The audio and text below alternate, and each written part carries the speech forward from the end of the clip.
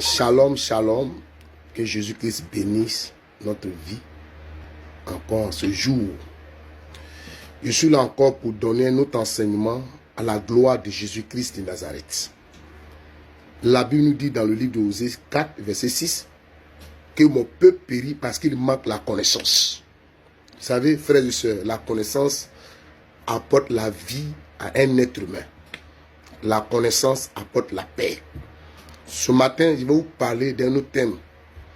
Pourquoi la femme ne doit pas couper ses cheveux? Quand une femme coupe ses cheveux, elle est en danger. Ça va te paraître un peu bizarre, mais c'est ce que la Bible dit. C'est ce que les Écritures nous donnent. Alléluia. La parole, c'est elle qui nous donne ces enseignements. C'est pour cela qu'ensemble, nous allons prendre le livre de 1 Corinthiens chapitre 11, verset 6 à 15. Vous allez voir la révélation qu'il y a dedans. Amen. La Bible dit au verset 6, car si une femme n'est pas voilée, qu'elle se coupe aussi les cheveux. Or, s'il est honteux pour une femme d'avoir des cheveux coupés ou d'être rasée, qu'elle se voile. La Bible dit que la chevelure de la femme, c'est une bénédiction. On dit il est honteux pour la femme d'avoir les cheveux coupés.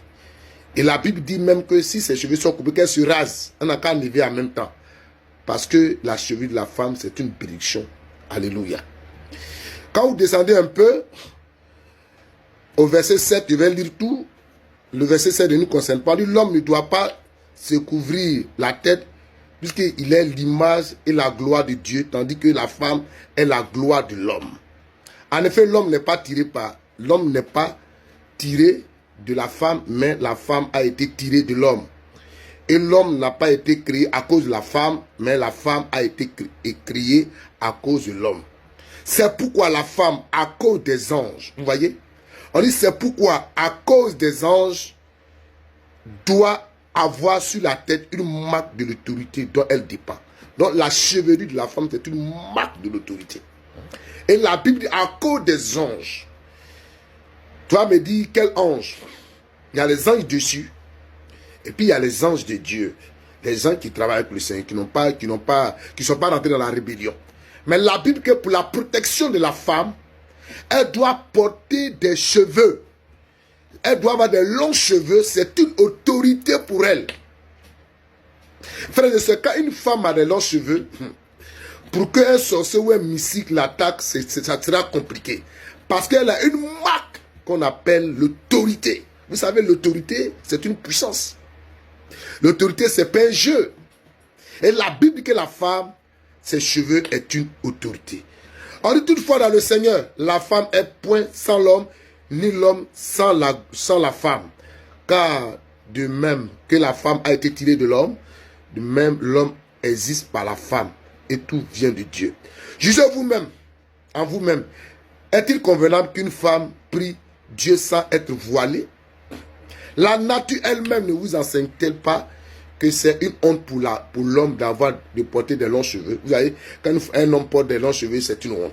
Maintenant on dit, mais que c'est une gloire pour la femme. C'est une gloire pour la femme. C'est une gloire pour la femme. C'est une gloire pour la femme.